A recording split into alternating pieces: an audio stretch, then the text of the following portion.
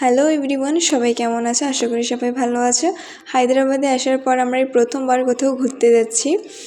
আর কিছুটা যাওয়ার পরেই আমাদের গাড়ির চাকাটা লিক হয়ে যায়। আমরা বাইরে বেরোবো না, কিছু হবে না, এটা তো হতে পারে না, তাই জন্য কিছুটা যাওয়ার পরেই দেখতে পাই আমাদের গাড়ির চাকাটা লিক হয়ে গেছে। তো সেটাই সারাচ্ছিল, সেটাখানে সারিয়েই আমরা আবার বেরিয়ে পড়ি। আমরা সবাই কেউ টিফিন করে আসিনি, তাই জন্য কিছুটা যাওয়ার পরে আমরা টিফিন দোসা খেয়েছিলাম, সিঙ্গারা। দোসাটা আমার একদমই ভালো লাগেনি। কার কার দোসা ভালো লাগে অবশ্যই টিফিন করেই আবার বেরিয়ে গেছিলাম। যেতে আমাদের অনেকটাই টাইম লাগবে, যেতে যেতে প্রায় 2.5 ঘন্টারও বেশি টাইম লাগবে। আমরা বেরিয়েছিলাম ঘর থেকে 11টার সময়, আর আস্তে আস্তে 2টো মতো বেজে গিয়েছিল। আরও টিফিন করেছি, সেই জন্য হয়তো আরও দেরি হয়ে গেছে।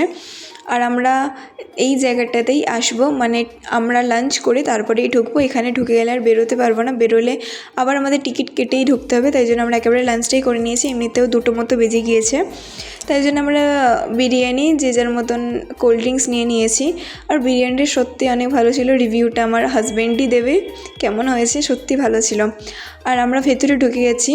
এর ভিতরটা অনেক বড়, ঘুরে আমি তো শেষ করতেই পারিনি, তাও তো সন্দেহ হয়ে গেছিল। 11 কিলোমিটার, আমরা ফোনে দেখে এসেছি জায়গাটা অনেকটাই সুন্দর। যেতে হবে সিঁড়িতে, সব কিছু তুমি ঘোরাঘুরি করে দেখার পর এই জায়গাটা তোমাকে 11 কিলোমিটার হাঁটতে হবে। আর এখানে আমার সবথেকে বেশি ভালো লেগেছে, এখানটায় দাঁড়িয়ে তুমি যদি হাততালি দাও তাহলে এটা পুরো আরেকটা জায়গা আছে চারমিনার, সেখানটায়ও রাজারা থাকতো, সেখানে শোনা যাবে। এখানে হাততালি দিলে সেখানটায় শোনা যেত, এটাই আমি জানি। আমি বেশি কিছু এর ব্যাপারে জানি না, আমি এখানে প্রথমেই এসেছি, যেটুকুনি জানি আমি তোমাদের সেটুকুনিই বলছি। আর ওখানে ওই জন্য হাততালি দিয়ে আমি টেস্ট করছিলাম। আগেকারের কোনো ফোন ছিল না, এখানে রাজারা থাকতো, এটা পুরোটাই রাজাদের এলাকা, প্রচুর বড়। আমি তো ঘুরে শেষ করতে পারবো কি না আমি জানি না, তোমাদেরকে আমি অবশ্যই পুরোটা দেখাবো। আর প্রচণ্ড ফটো তুলেছি আমি, সেগুলোও পোস্ট করব। আর তোমরা পুরো ভিডিওটাই দেখতে থাকো আমার, তোমাদের অবশ্যই ভালো লাগবে। আর এই গুহাটা পুরো দেখো, পুরো অন্ধকার, মানে দাদা তো গিয়ে লুকিয়ে যাচ্ছিল। সত্যি এতটা অন্ধকার, আমার তো ঢুকতে একটা আলাদাই ফিলিংস হচ্ছে, আর আলাদা একটা ভয়ও লাগছিল। তাই জন্য ওখান দিয়ে বেরিয়ে এসে এখানটায় লোক আছে, আর সেখানে তো একটাও লোক ছিল না। গুহাগুলো দেখো পুরো অন্ধকার, যেন কি বলবো। এখানে মনে হয় আগে ফাঁসি লাগানো হতো, দাদাটা বলছিল এখানে নাকি আগে ফাঁসি লাগানো হতো। আমি যেটুকুনি জানি, যেটা বেশি ভয় লাগে এখানে এসে, সেটুকুনি তোমাদেরকে বলবো। আমি তো জানি না এখানে ফাঁসি লাগানো। আমরা বাইরে দাঁড়িয়ে আবার যাচ্ছিলাম, যেতে যেতে একটা আছে ওপরে যেগুলো ডায়মন্ড শেপের, সেখানে দাঁড়িয়ে তুমি যদি হাততালি দাও তাহলে চারমিনারে শোনা যাবে। আর তুমি যদি এখানে 7 মিটার দূরে থাকো কিন্তু তুমি শুনতে পাবে না, কারণ আগে ডায়মন্ড শেপে ওখানে যদি কেউ এসে, যদি কোনো আতঙ্কবাদী মানে কোনো ক্রিমিনাল যদি আসতো, কারণ রাজাদের বেলায় তো প্রচণ্ড যুদ্ধ হতো, তাই জন্য সেনাবাহিনীরা যদি আসে ওখানে অস্ত্র নিয়ে কথা বলে, তাহলে এখান দিয়ে তারা পুরো শুনতে পারে। আগে কোনো ফোন ছিল না, তাই জন্য এই ব্যবস্থাটাই ছিল। প্রচণ্ড ভালো লেগেছে এই ব্যবস্থাটা আমার, এই প্রথমবার এরকম কিছু আমি দেখছি। আর এগুলোতে মনে হয় কিছু ক্রিমিনাল থাকতো, আমি অতটা জানি না। আর প্রচণ্ড মানে আলাদাই স্মেল বেরোচ্ছিলো এগুলো থেকে। আর এখানে তো অনেক এখন পায়রা থাকে, পায়রা প্রচণ্ড উড়ছে।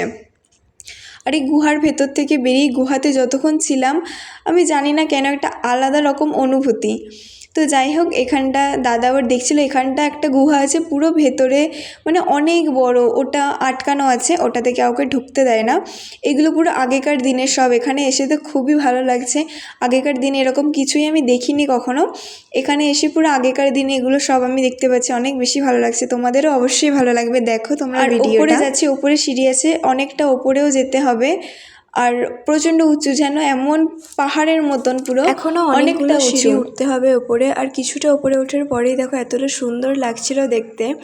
আর এখনও অনেকটা উপরে উঠতে হবে, এতটা উপরে উঠতে হবে, তারপরে এখনও আছে এরপরে, মানে তোমরা দেখো দিলেই বুঝতে পারবে তোমরা কোথায় কি আছে। পুরো পাহাড়ের মতো দেখো, এখানে ওঠার পরে কি সুন্দর লাগছে, পুরো মনে হয় পুরো হায়দ্রাবাদটাকেই দেখতে পাচ্ছি, এত সুন্দর লাগছে।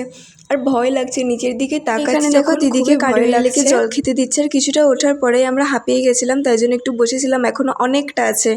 আর এটা হলো একটা জেল, একটা কাকু মানে আমাদের পাশে দাঁড়িয়েছিল, সেই বলছিল এটা নাকি জেল, আর আগে এখানে ক্রিমিনালরাই থাকতো, আর এখন পায়রারা থাকে, ওরা মনে হয় কোনো পাবই করেছে। একটু আসার পরে আবার হাঁপিয়ে গেছে, এখনও দেখো কতটা বাকি।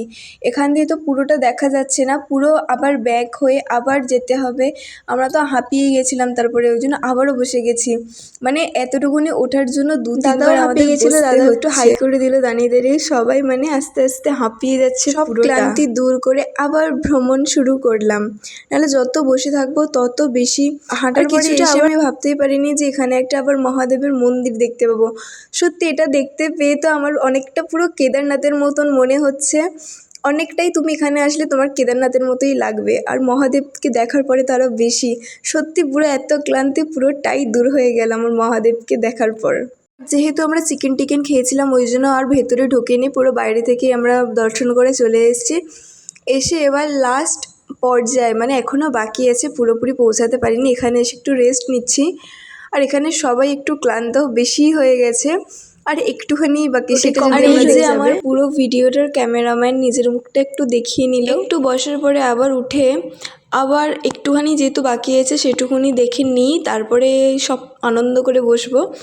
তো ওইটুকুনি সিঁড়ি দিয়ে তারপর ওঠার পরে এই সিঁড়িটুকুনি উঠলে দেখা বাকি আছে সেটুকুনিও আমাদের হয়ে যাবে। আর দেখতে দেখতে সিঁড়িটা পুরো কষ্ট করে সিঁড়িগুলো বেয়ে বেয়ে না উঠতাম তাহলে হয়তো এত সুন্দর দৃশ্যটা আমরা দেখতে পেতাম না। সত্যি কষ্ট করলে কিছু না কিছু মেলে, তো আমরাও সত্যি কষ্ট করে এত সুন্দর একটা দৃশ্য দেখার পর সত্যি খুবই খুবই আমার ভালো লাগছে, মনটা পুরো একটা আলাদাই আনন্দ হয়ে গেছে। আমরা কয়েকটা রিলস, ভিডিও, ফটো সব কিছুই করে নিয়েছিলাম। দাদা আমাকে বলছিল একটা ভিডিও করে দেওয়ার জন্য।